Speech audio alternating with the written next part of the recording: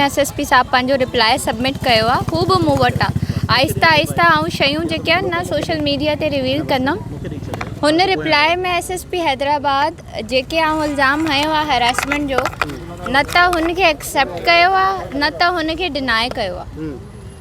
हुननि खे खपे आहे त जेकॾहिं हुननि मूंखे हैरेस न कयो आहे, हुननि खे खपे आहे त हू उन इल्ज़ामात खे डिनाए कनि हा, क्लियरली रिटन में चवनि हा त मुंहिंजो फोरेंसिक थिए, छोकिरी जो फोरेंसिक थिए।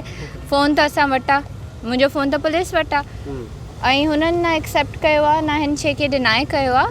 ऐं मोरोवर हुन खां पोइ जेके सीरीज़ ऑफ इवेंट्स आहिनि, तव्हांखे ख़बर आहे त केतिरो पर्सनल थी वियो आहे। ऐं मुंहिंजो पुलिस सां जंहिं मूंखे डिसमिस कयो आहे हुननि सां कोई इशू कोन्हे, ऐं मुंहिंजो ख्वाजा कम्युनिटी सां बि इशू कोन्हे। मुंहिंजो सिर्फ़ु हिकु फ़र्द सां इशू आहे जेके पर्सनल थी वेठो आहे। अच्छा, हेतिरो टाइम जॾहिं ख्वाजा सरा आया पे त मीडिया ते बि न पे आया, अॼु हू जेको आहे सभु ख्वाजा सरा मीडिया ते बि अची विया आहिनि, उन्हनि जे हवाले सां तव्हांजो छा चवणु आहे? छा उन्हनि खे परमिशन किथां मिली आहे? हा, छो न, मतिलबु ज़ाहिर आहे हाणे मूंखे हुननि सां अगेन चवां थी त को मसइलो कोन्हे। हुनजो रीज़न इहो आहे त जेकॾहिं तव्हांखे डेली घुराए टॉर्चर कनि या तव्हांखे मारनि CIA में, त तव्हां at the end of the day इहो ई कंदा। हाणे हिन शइ जा सबूत बि मूं वटि पिया आहिनि त हिननि खे डेली घुराईंदा हुआ ऐं CIA में मोचड़ा हणंदा हुआ। हिननि जा पंहिंजा वॉइस नोट्स मूं वटि पिया आहिनि, वीडियोस पिया आहिनि जेके मूंखे सेंड पिया कनि त असां सां हीअ थो थिए। हाणे असां खे पुलिस ईअं थी चवे, ऐं पाण हिननि खे चयो त तव्हां वञी, पहिरीं ॾींहुं मुंहिंजो मौक़िफ़ इहो हो, ऐं जुडिशियल मैजिस्ट्रेट खे बि चयो त पाण हिननि खे चयो आहे त वञी भले पुलिस स्टेटमेंट में मुंहिंजो नालो वठी छॾियो, छो त जेके पुलिस खे तव्हां स्टेटमेंट ॾींदा आहियो हुनजी कानून में को एतिरी हैसियत न हूंदी आहे। बट हाणे हे सफ़ा ब्रेन वॉश थी विया आहिनि, छो त डेली बेसिस ते SSP हैदराबाद हिननि खे पंहिंजे ऑफिस घुराईंदो आहे, हिन जो ब्रेन वॉश कंदो आहे हिननि जो, ऐं हिननि खे चवंदो आहे त मारिया ETC सभु मारिया थी कराए। हालांकि हिननि खे ख़बर ई कोन्हे त आउं को एक्यूज़ आहियां हिननि सां गॾु।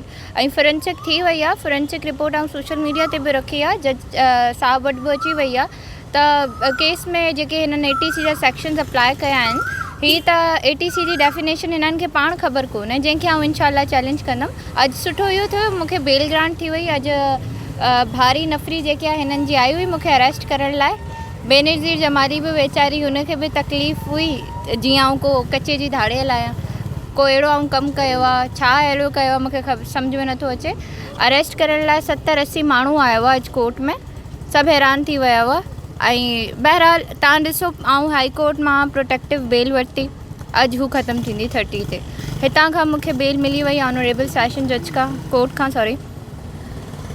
ख्वाजा सरान खे अञा ताईं हुननि बेल लाइ अप्लाई कोन कयो आहे ऐं अरेस्ट न थिया आहिनि, त तव्हां हिन मां अंदाज़ो हणियो त पुलिस मूं सां केतिरी पर्सनल आहे ऐं हुननि खां हुननि जो कुझु न वञे। हालांकि हुननि जा फ़ोन्स पुलिस वटि आहिनि, हुननि जी क़ीमती शयूं पुलिस वटि आहिनि, हुननि जी हर शइ पुलिस वटि आहे। पुलिस बसि आए दिन हुननि खे बेवकूफ़ थी ठाहे त मतिलबु तव्हां अचो ऐं तव्हां सां हीअ चवंदव त असां हीअ कंदासीं, तव्हां हीअ चवंदव त असां हीअ कंदासीं। भला ही जेके एतिरे टाइम में फ्रांसिक रिपोर्ट कीअं अचानक अची वेंदी आहे, तव्हांखे मिली वई आहे?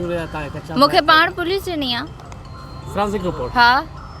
अच्छा, ॿिया जेको अनऑफिशियल आहे, ऑफिशियली बि मिली आहे, अनऑफिशियली बि मिली आहे। हाणे ही जेके मामला ATC कलमनि जे हवाले सां पंहिंजे तव्हां कंहिं बाला ऑफिसरनि खे एप्लीकेशन लिखी आहे त तव्हां सां जेके ही पुलिस जेका हैदराबाद पुलिस जे हवाले सां जेके तव्हां जे ख़िलाफ़ ATC कलमनि ते ज़ोर ॾिनो वियो, उहो कलम बि लागू थी विया, उन जे हवाले सां तव्हां कंहिंखे एप्लीकेशन ॾिनी आहे? हा, एप्लीकेशन ॾिनी आहे। ऐं हिन फ़ैसिले खे हाई कोर्ट एप्लीकेशन IG साहब खे ॾिनी आहे, TCS कई आहे, होम डिपार्टमेंट खे कई आहे, होम मिनिस्टर खे कई आहे, होम सेक्रेटरी खे कई आहे, ऐं इंशाल्लाह ऑनरेबल हाई कोर्ट में हिन ATC खे चैलेंज कंदमि। हीअ त ठहे नथो न, सुप्रीम कोर्ट जी एतिरी वॾी रूलिंग आहे त टेररिज़म में छा अचे सघे थो, छा नथो अची सघे। हिननि ताईं हिन खे कोर्ट करे कयो आहे, but I am still grateful त थी वियो आहे। तव्हां ह्यूमन राइट्स जा रहिया हुआ त हिन वक़्तु ह्यूमन राइट्स तव्हां लाइ कहिड़ा क़दम खयां? अदा मसइलो इहो आहे त आउं सिंपली स्ट्रेट फॉरवर्ड आहियां ऐं आउं सच ते बीठी आहियां। डे फर्स्ट खां मुंहिंजो सेम मौक़िफ़ आहे, ट्रांसजेंडर्स वांगुरु कॾहिं छा आहे कॾहिं छा न आहे। पहिरें ॾींहं खां आउं SSP जे अगेंस्ट आहियां ऐं आउं अञा बि चाहियां थी त मूंखे न ट्रांसजेंडर्स खां मसइलो आहे, न मूंखे डिपार्टमेंट खां आहे, न मूंखे कंहिं सां बि न आहे, हिकु फ़र्द सां आहे। मुंहिंजे लाइ केरु छो ॻाल्हाईंदो?